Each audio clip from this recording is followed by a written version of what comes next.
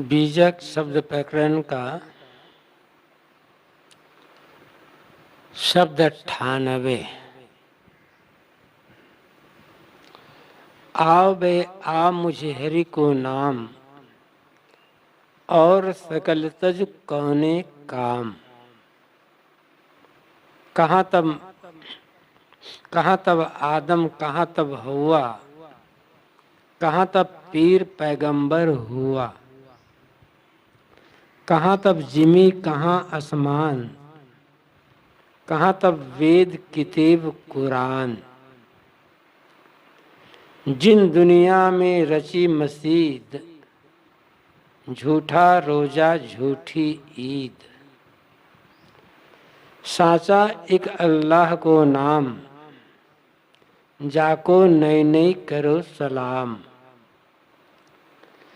कौंधों बिहिस्त कहाँ ते आई, किसके कहे तुम छुरी चलाई। करता कीर्तन बाजी लाई, हिंदू तुरुक की राह चलाई। कहाँ तब दिवस, कहाँ तब राती, कहो तब कीर्तन किन उत्पाती। नहीं वाके जाति, नहीं वाके पाती, कहीं कबीर वाके दिवस न राती।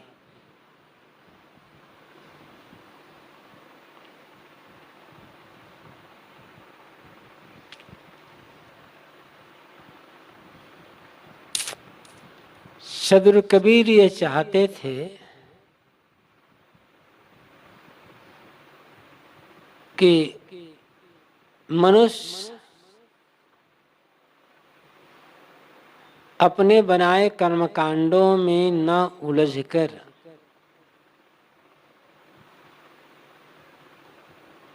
सत्य तथ्य को समझे,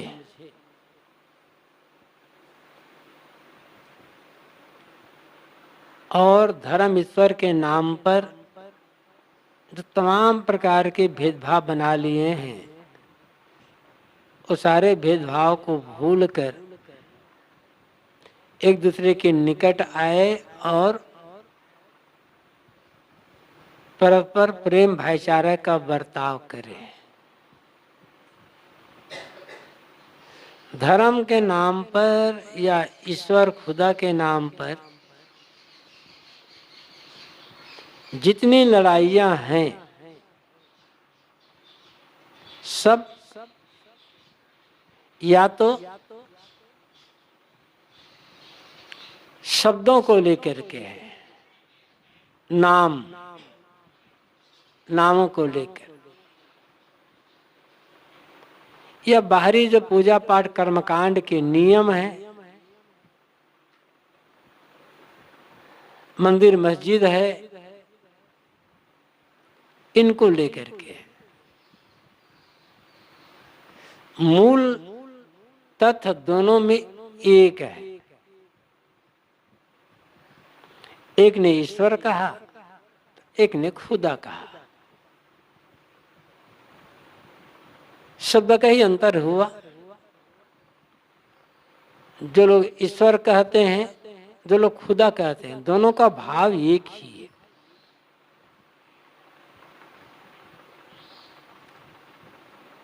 एक पूजा करता है, एक नमाज पढ़ता है।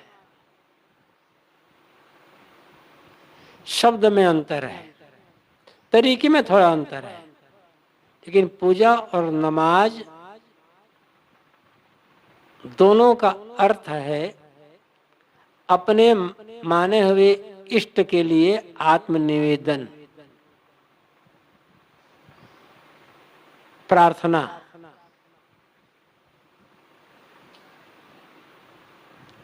हिंदू पूजा करने के लिए मंदिर जाता है, मुसलमान पूजा करने के लिए, नमाज पढ़ने के लिए मस्जिद जाता है।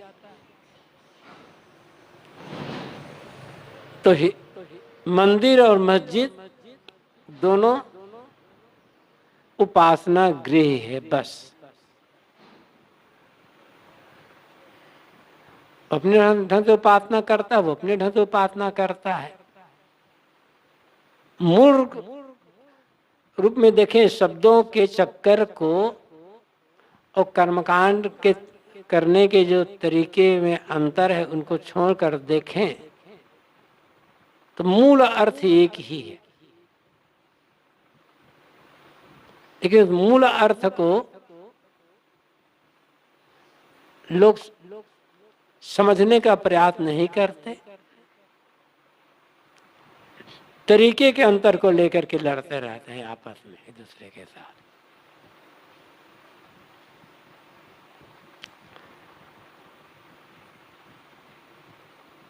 साहब कहते हैं, आ मुझे हरि को नाम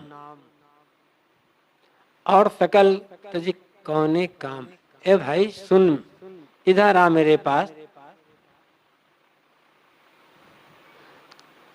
मेरे ख्याल से तुम उसी एक जिसे ईश्वर अल्लाह कहते हो उसी का नाम जपो,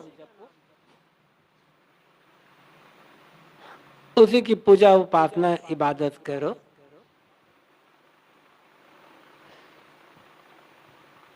और सकल तुझे कौने काम। और ये बाहरी जो कर्मकांड आदि के जो नियम हैं या कुछ ऐसे हैं, ये सब छोड़ दो। ये सब किस काम के आगे? इनमें उलझते क्यों हो? कौने काम का मतलब साहब कहते हैं, इनमें क्यों उलझ रहे हो? वो अपने ढंग से कर रहा है, वो अपने ढंग से कर रहा है। मूल तो अपने अपने इष्ट का स्मरण करना हुआ ना, इष्ट के प्रति आत्मनिवेदन करना हुआ, तो उसी पर जोर क्यों नहीं देते? बाहरी कर्मकांड में क्यों उलझ जा रहे हो? इसलिए बाहरी कर्मकांडों को महत्व मत दो, किंतु मूल तथ्य पर महत्व दो और उसी का तुम ध्यान चिंतन करो। लोग मानते हैं कि अलग ईश्वर है या खुदा है, तो साहब कहते हैं जब तो उसी पर जोर क्यों नहीं देते?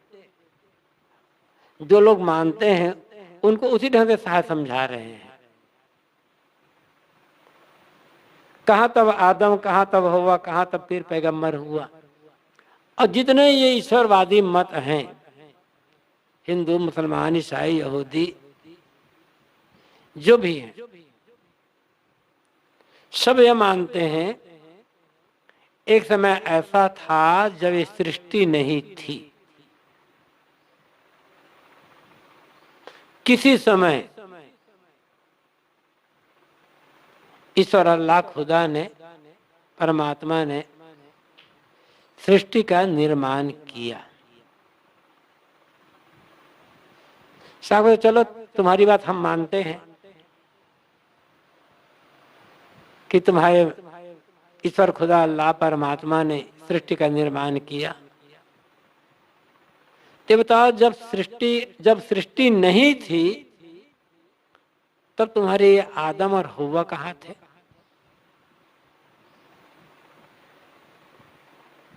और फिर तुम्हारे पीर पैगंबर कहाँ थे उस समय? ऐसे हिंदुओं के लिए ले लो, जब तुम्हारी सृष्टि नहीं थी तब राक्षस या असुर कहाँ अत्याचार कर रहे थे, जिनको मारने के लिए भगवान का अवतार लेना पड़े? ये तो बीच की बात आई ना। फिर आदम हव्वा भी बीच में आए, अवतार भी बीच में ही आए। सृष्टि के पहले क्या था? तुम्हारे साथ सृष्टि के पहले तो तुम्हारा ईश्वर ही था, सृष्टि के बाद भी तुम्हारा ईश्वर ही रहेगा। जब इस सृष्टि में भी मानते लोग, जब प्रलय हो जाएगा, तब प्रलय हो जाएगा तो तुम्हारा आदम भी नहीं रहेगा, हव्वा भी नहीं रहेगा, अवतार भी नहीं रहेगा। तब क्या रहेगा? तब भी तुम्हारा ईश्वर ही रहेगा। तो बीच की बातों में क्यों उलझ रहे हो कि हमारा पैगंबर बड़ा, कि हमारा अवतार बड़ा?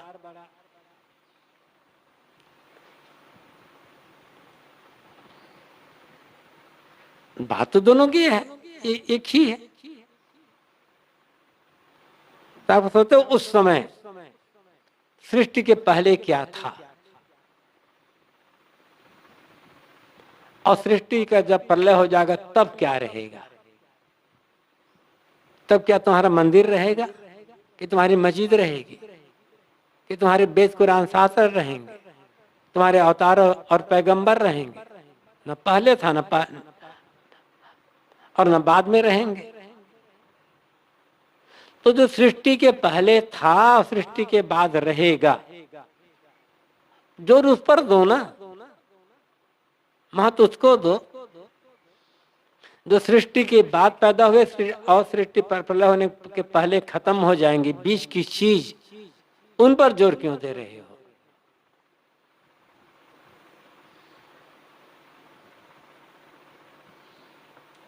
कहां तब जिमी, कहां आसमान, कहां तब वेद किताब कुरान? जब सृष्टि ही नहीं थी तब ये धरती कहां थी? सारे के सारे अवतार या सारे के सारे पैगंबर जमीन पर ही आए ना, धरती पर ही आए ना। तो तुम तो कहते हो कि ये धरती ही नहीं थी कभी, और यहां तक कह देते हो कि आसमान भी नहीं था। तो जब जमीन ये धरती नहीं थी, आसमान नहीं था, तो तुम्हारे ये वेद किताब कुरान कहाँ थे? ये तुम कहते हो कि हमारी ईश्वरी वाणी है। तुम्हारी, जिसे तुम ईश्वरी वाणी मानते हो, सृष्टि के बाद ही तो बनाई गई वो तुम्हारे हिसाब से। तो भी बीच की बात है।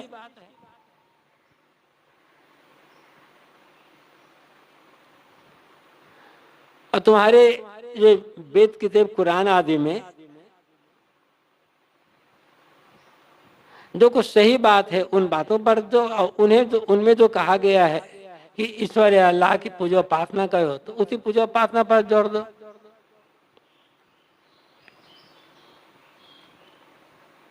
जिन दुनिया में रची मस्जिद, झूठा रोजा, झूठी, जिन्होंने दुनिया में मस्जिद का निर्माण किया, वो सृष्टि के पहले या सृष्टि के बाद?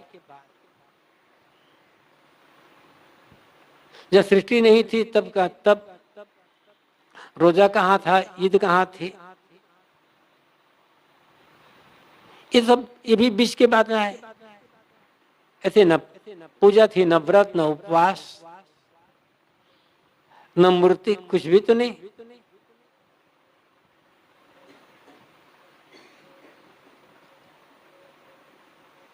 साचा एक अल्लाह को नाम, जाको नहीं करो सलाम। तुम्हारे हिसाब से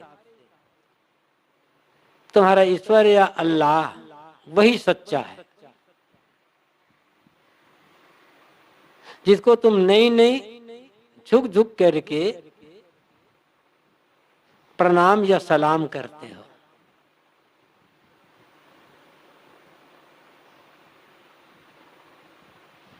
बाकी तो सब झूठ है, क्योंकि बीच में बने, बीच में खत्म हो जाने वाले हैं।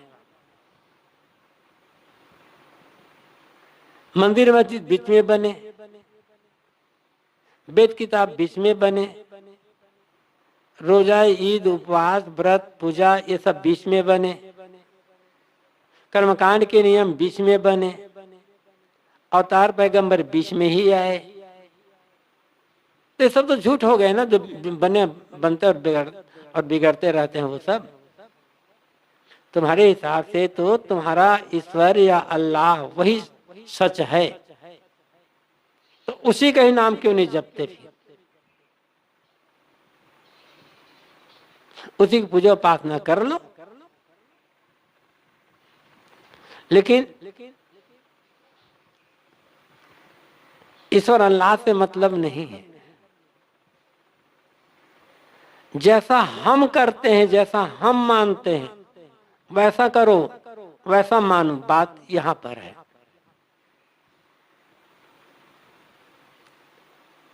ईश्वर की पूजा उपासना करो या अल्लाह की इबादत करो, लेकिन हम जैसा कर रहे हैं उसी ढंग से करो। हमारे ढंग का ये तुम नहीं मानते हो, हमारे ढंग से तुम नहीं करते हो, तो तुम नास्तिक हो या काफिर हो, और तुम्हें नरक में जाना पड़ेगा। तुम ईश्वर द्रोही हो। ईश्वर द्रोही की का प्रवेश स्वर्ग में नहीं हो सकता, इसलिए नरक जाना है। तो तुम्हारा स्वर्ग नरक भी तो बीच में आए, वो भी तो झूठ है। फिर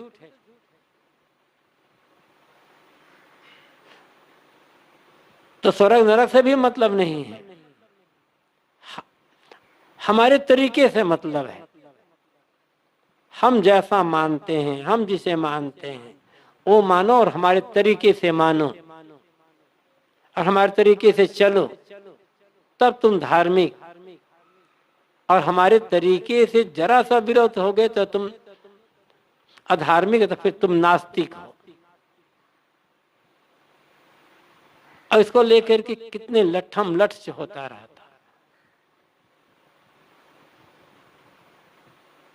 साहब का उद्देश्य इस पद में है कि बीच की बातों को छोड़ करके तुम मूल तत्व पर ही ध्यान दो। आगे साहब कहते हैं, कहो दो बिस्त कहाँ से आई, किसके कहे तुम छुरी चलाई। कहो तुम्हारी ये बिस्त, तुम्हारी जन्नत कहाँ से आ गई, तुम्हारा स्वर्ग कहाँ से आ गया। सृष्टि के पहले तो था नहीं। ये मानते हैं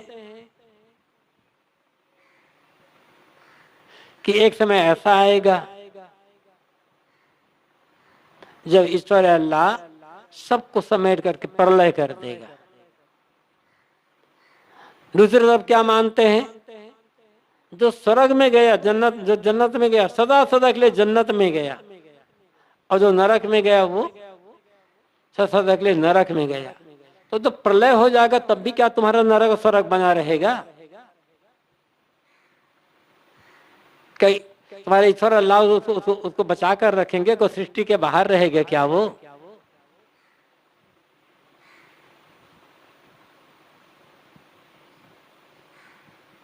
अपनी बात लोग समझने को तैयार नहीं होते।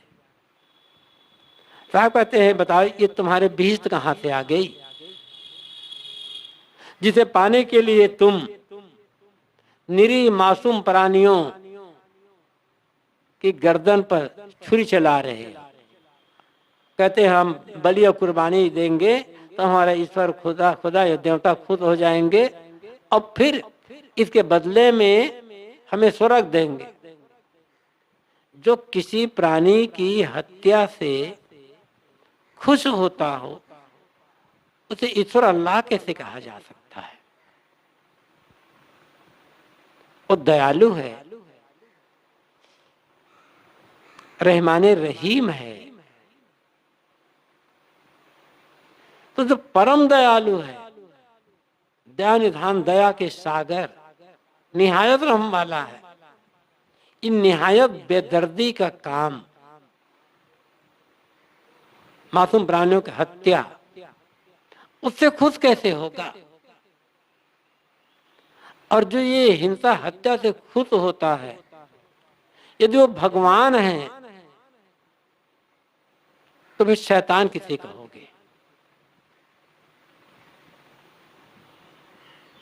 शाह कहते तुम अपनी बात को ही समझो।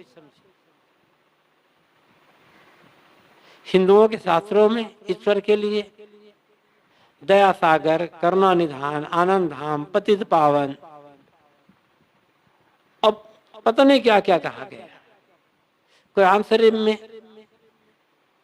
दर्जनों बार से कहीं ज्यादा रहमाने रहीम, करीम, इस बात से कहा गया है।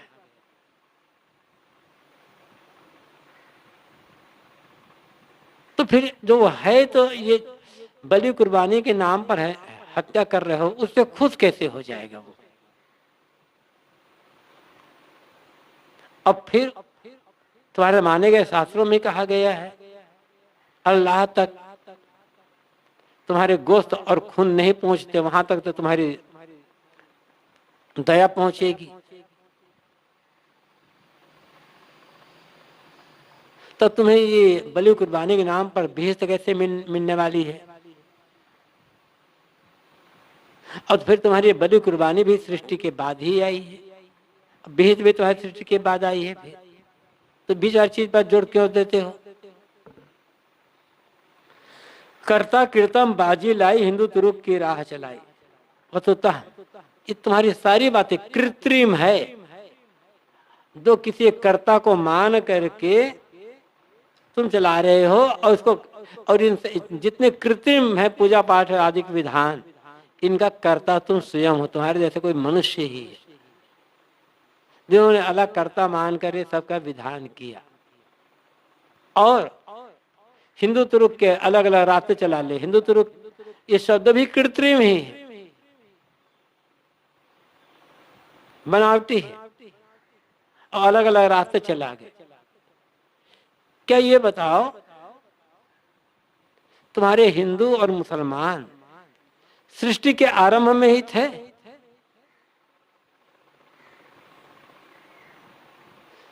सवा 1400 साल पहले इस्लाम ही नहीं था दुनिया में, कुरान ही नहीं थी। हिंदू शब्द भी 2600-2700 साल पहले से, उसके पहले हिंदू शब्द ही नहीं है। पहले तो मंदिर बनते नहीं थे। छह शास्त्रों में, उपनिषदों में कहीं मंदिर का जिक्र नहीं है, कहीं छह शास्त्रों उपनिषदों में कहीं मूर्ति पूजा का ही जिक्र नहीं है, नाम जपने का जिक्र नहीं है। ये तो बीच में आ गए है ना। उसके पहले क्या था? जब तुम्हारे मंदिर नहीं थे, तुम्हारी मस्जिद नहीं थी, तब क्या था? जब हिंदू मुसलमान शब्द नहीं थे, तब क्या था? जब हिंदुओं में शुरुआत में तो ऐसे जैसे आज पूजा चलती हो है, वो पूजा ही नहीं था, पूजा होती नहीं थी। जब पूजा नहीं होती थी, नमाज नहीं पढ़ी जाती थी, तब क्या था उस समय? तो उस समय जो था उसको समझो।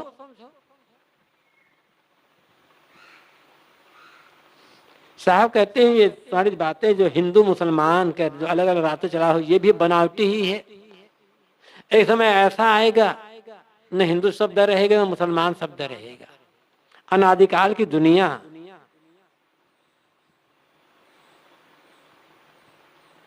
क्या सब ऐसे ही रहेगा अनंतकाल तक?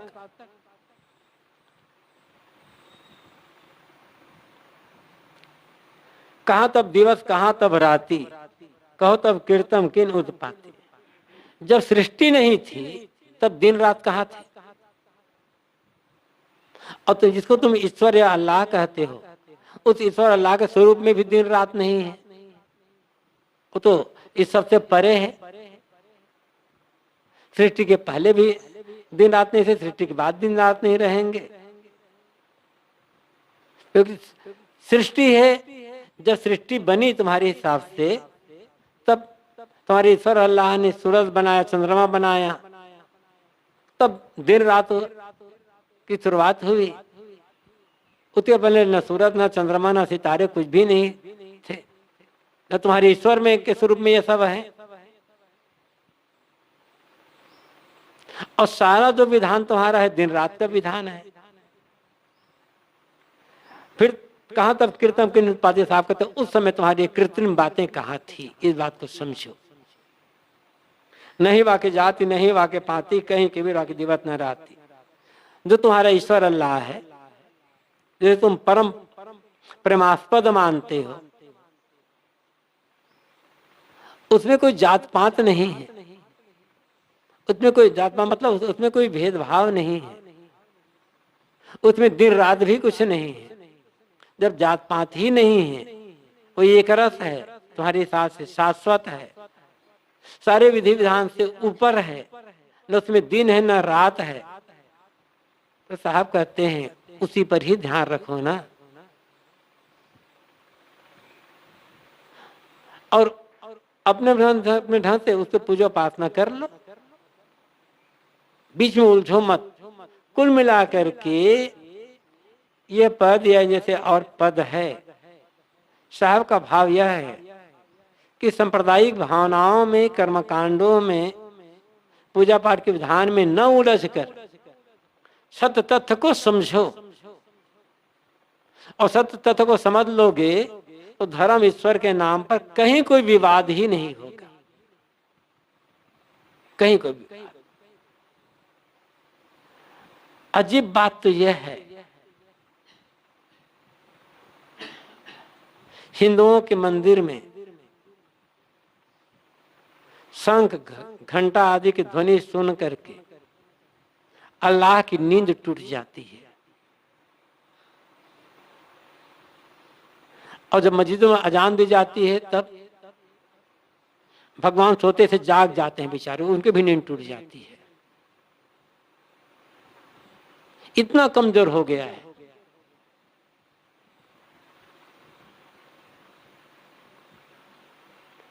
ये सिर्फ एक मान्यता, और ये मान्यता इतनी बड़ी हो गई, इतनी बड़ी हो गई कि ईश्वर अल्लाह भी उसके सामने छोटे पड़ गए।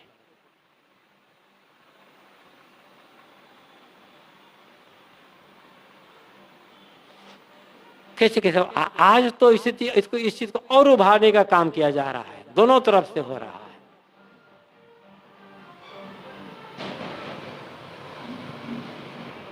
किसी मस्जिद के सामने से हिंदुओं का कोई जुलूस नहीं निकल सकता,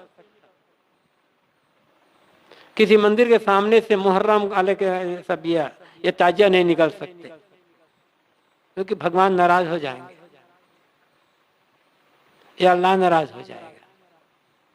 भगवान अल्लाह नाराज हो, वो लोग आपस में समझौता कर लेंगे, तुम लोग नाराज होना बंद कर दो बस।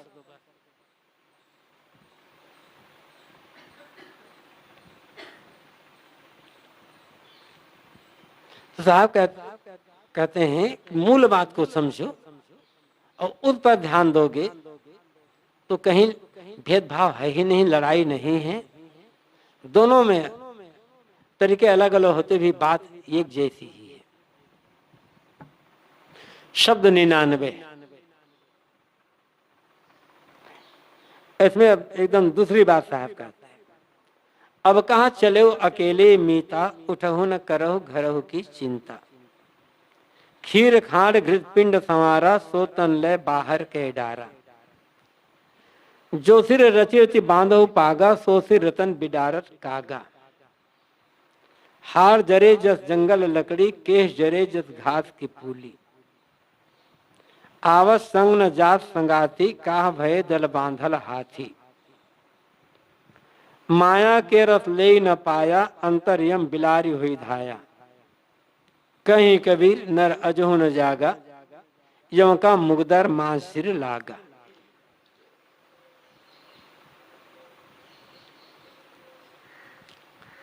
कोई एक प्रेमी रहा होगा कबीर साहब का, बीच बीच में मिलता रहा होगा साहब से, साहब उसे समझाते रहे होंगे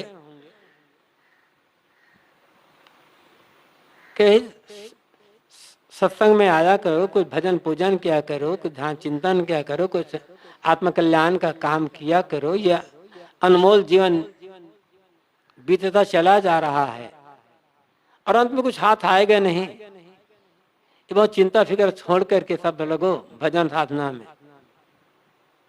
तो कहता रहेगा साहब बात तो आप सही कर रहे हैं, लेकिन अभी मुझे ये काम करना है, मुझे ये काम करना है, बच्चे भी बहुत छोटे छोटे हैं, पत्नी भी बहुत समझती नहीं है, अभी घर बनवाना है, या एक बच्चों को पढ़ा लिखा करवाना, वो करवाना है, सारी बहुत सारी जिम्मेदारी मेरी है साहब। ये जिम्मेदारी पूरी हो जाए फिर तो आपके पास आना है, फिर तो पूरा भजन, पूरा जीवन भजन साधना में ही लगाना है। जब जब मिलता रहा होगा वो साहब तब समझाते रहे होंगे, अब तब तो वो बहाना करता, साहब मेरे अभी ये काम बाकी है, ये काम बाकी है, ये काम बाकी है, ये काम बाकी है। अचानक उसका शरीर छूट गया,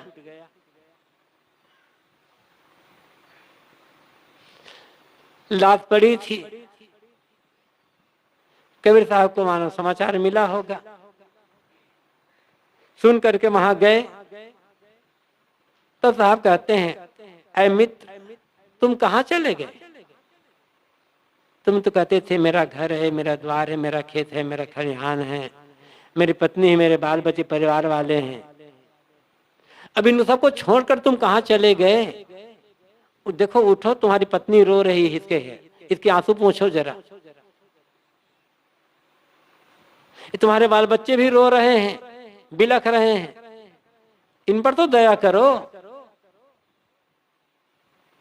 तुम्हारे खेत में कोई हल चलाने वाला नहीं है, उठो जरा, आओ थोड़ा हल चला करके आ जाओ। दुकान भी तुम्हारी बंद है, थोड़ा खोल दो, ग्राहक आने, ग्राहक लोग देख रहे हैं दुकान खोलने के लिए। कब तो सोते रहोगे?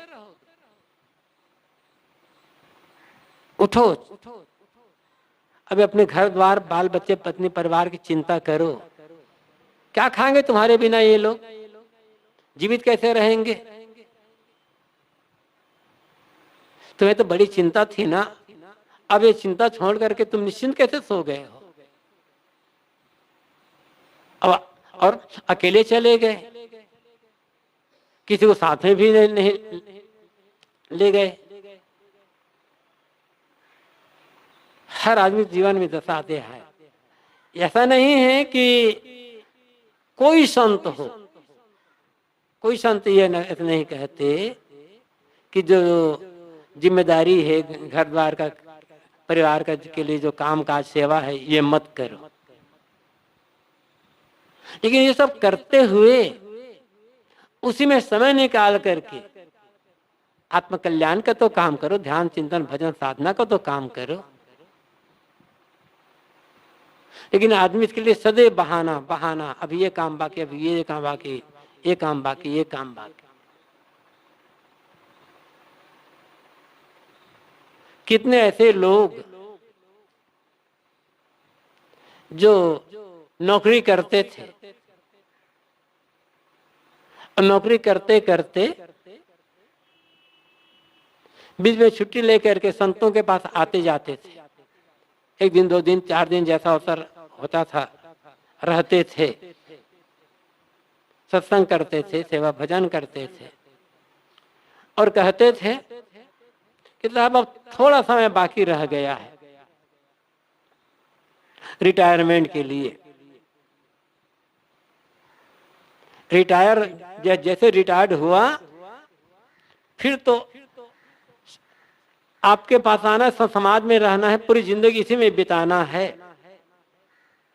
धीरे धीरे 2-4 साल बीता, रिटायर्ड हुए, तो नौकरी से भी रिटायर्ड हो गए और भजन साधना से भी रिटायर्ड हो गए। अब संत समाज में आना भी बंद हो गया, जिम्मेदारी और बढ़ गई। मोह का आवरण इतना जबरदस्त होता है, अज्ञान का आवरण, कि उसे भेद पाना सहज नहीं है। जो बराबर ध्यान देगा वही कर पाएगा। तो साहब कहते हैं, भाई अब कहाँ चले हो अकेले मीता, उठन करो घरों की चिंता। ऐ मित्र, तुम कहाँ चले गए अकेले? उठो जरा, अपने घर द्वार की चिंता करो। सब रो रहे हैं, सारा काम अधूरा पड़ा हुआ है, कम से कम इन्हें पूरा तो कर दो। खीर खार घृत पिंड संवारा, सो तन ले बाहर के डारा। खीर खार मतलब अनेक प्रकार के पौष्टिक पौष्टिक चीजें खा करके तुम अपने शरीर को बहुत मजबूत और बलवान बनाने चाहते थे।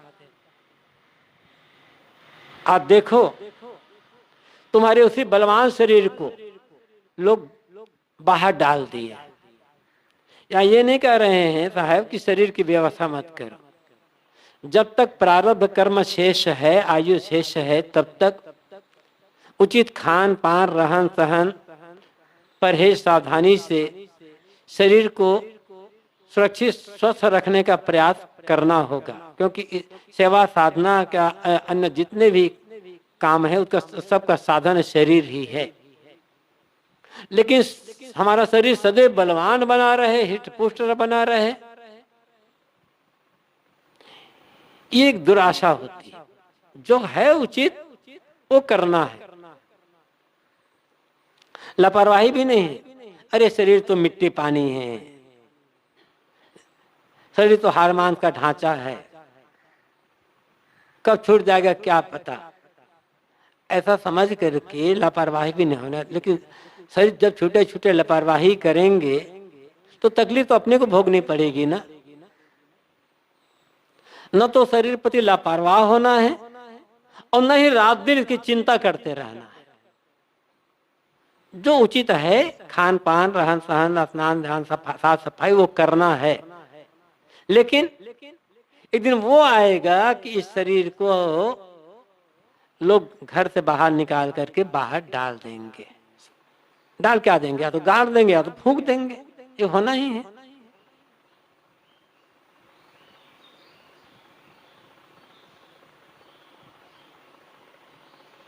कितना भी करो, कितना भी करो, अंत में शरीर को मिट्टी में मिलना है। कोई रोग है, व्याधि है, रोग व्याधि से शरीर कमजोर हो गया है, ताकत घट रही है, तो भाई कोई विटामिन प्रोटीन से खा लेना, कोई भस्म आदि के प्रयोग कर लेना, रोग हिसाब से वैद्य शास्त्र, वैद्य और डॉक्टरों के कहना सुनार, वो अलग बात है। लेकिन ये भस्म खा लेंगे, ऐसा कर लेंगे तो ऐसा ही कर लेंगे, ऐसा ही कर लेंगे, स्वस्थ रखेंगे। अरे जिन्होंने भस्म बनाया वो खुद भस्म हो गए। कितना भस्म खाओ, शरीर को अंदर भस्म होना ही है। रोग व्याधि की बात अलग है, लेकिन भस्म खा खा करके किसका शरीर अमर हुआ? अंत में तो सबको जाना ही है। एक सज्जन का फोन आया था, कह रहे थे कि साहब आप आजीवन अमर रहे। मैं कहा आजीवन तो अमर हर आदमी रहता है। आजीवन अमर रहे,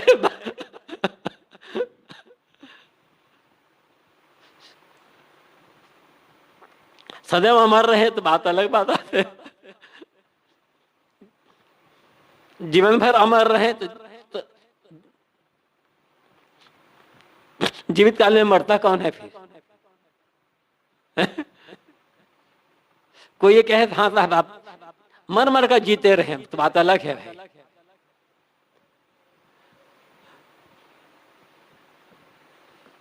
जो तेरे रचे थे बांधव पागा सो से रतन बिडारत कागज। साहब कहते हैं जिस सिर को तुम दर्पण सामने खड़े हो करके देख देख करके पाग बांधे, मतलब संवारते रहते थे बराबर, ऐसे बात संवारे, ऐसे ये करें वैसे करें, अब बड़े खूब मजबूत से पाग बांधते थे। आज तुम्हारे सिर को कौवे नोच रहे हैं, चिलगित नोच रहे हैं, कहीं बाहर पड़ा हो गया मिल गया तो ठोकरे खा रहा है तुम्हारा सिर। जिस सिर को दूसरों के सामने झुकाने में शर्म महसूस करते थे, आज तुम्हारा वह शरीर मैदान में पड़ा है, ठोकरे खाता से फिर रहा है। कहाँ गया तुम्हारा अभिमान? कहाँ गया तुम्हारा अहंकार कि मैं किसी का सिर नहीं झुका सकता? आज क्या दुर्दशा हो रही? कौवे नोच रहे, चिलगित नोच रहे हैं, आदमी और जानवरों के पैर की ठोकर लग रही है।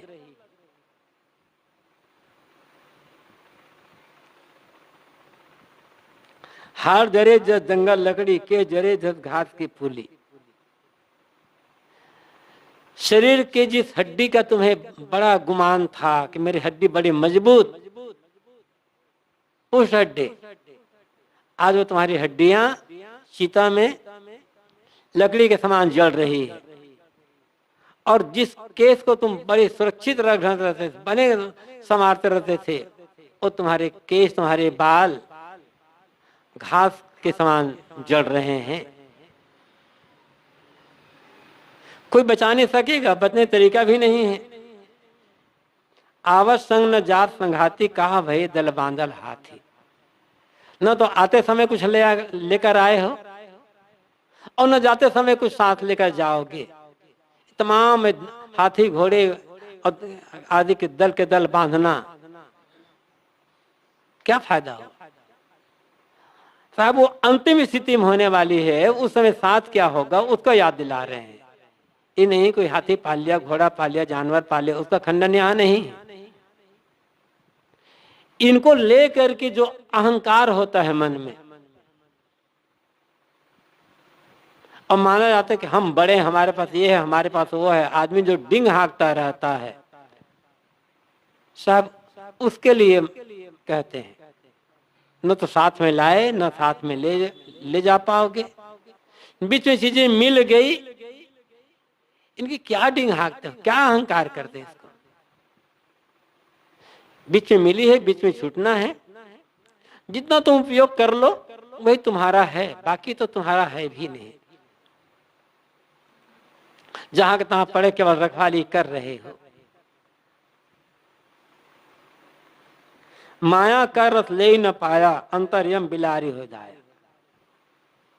और तुम इच्छा भर दुनिया के भोगों का रस भी नहीं ले पाए। बीच में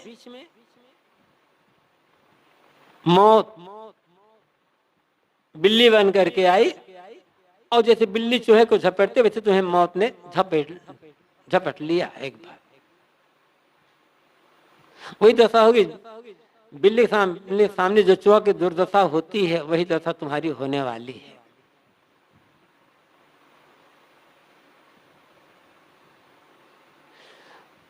मन भर भोग कौन भोग पाया दुनिया का, कौन तृप्त होकर गया यहां से। लेकिन आदमी इतना बेभान हो जाता है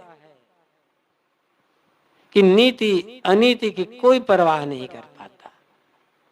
जिस किसी प्रकार हो हमें इंद्रियों का भोग भोगना मिलना चाहिए। इंद्रिय भोग ही जीवन का लक्ष्य मान लेता है आदमी, और आकंठ उसमें डूब जाता है। और बीच में ही मौत आती है, उठा करके ले जाती है, और आदमी अतृप्त होकर यहाँ से चला जाता है। कहीं कबीर नर अधून जागा, यम का मुगदर मान सिर लागा। साहब कहते ही हैं, दुनिया में देख रहे हो, तुम्हारे सामने ही हर उम्र में लोग उठ उठ करके चले गए यहाँ से। तुम्हारे कितने सगे संबंधी उठ उठ कर चले गए, तुम्हारे परिवार के स्वजन उठ उठ करके चले गए, और कोई संगी साथी नहीं हुआ, कुछ लेकर के नहीं जा सके। इनको देख करके भी तुम यदि आज भी नहीं जाग पा रहे हो, अभी तुम्हें होश नहीं आ पा रहा है, तो समझ लो यम का मुग्धा तुम्हारे सिर पर पड़ने वाला है। फिर कोई तुम्हारी रक्षा नहीं कर पाएगा। जागो, अभी भी समय है, अभी भी जाग सकते हो और अपना कल्याण का काम कुछ कर सकते हो। तो 99वें पद में साहब, जो आदमी एकदम भूल जाता है कि ये काम करना है, वो काम करना है, वो काम करना है। साहब कहते हैं काम करो, काम करने के लिए मनाही नहीं है, लेकिन मोह माया पर का आकांक्ष उसमें डूबो मत। उन्हीं काम में से समय निकाल कर सेवा साधना करके आत्म कल्याण भी करो, भजन साधना का भी काम करते रहो। सोचोगे कि एकदम फुर्सत मिलेगी, एकदम फुर्सत तो तब मिलेगी जब कुछ करने लायक रह नहीं जाओगे, तब उस वक्त मांगेगा जब वक्त तंग आया। फुर्सत के वक्त में सिमरन का वक्त न निकला कहा गया है। जब फुर्सत थी तब तो आप वक्त निकालने पर, उस वक्त मांगा जब वक्त तंग आया। अंतिम समय आ गया तब कहते हो हे भगवान थोड़ा छोड़ दो।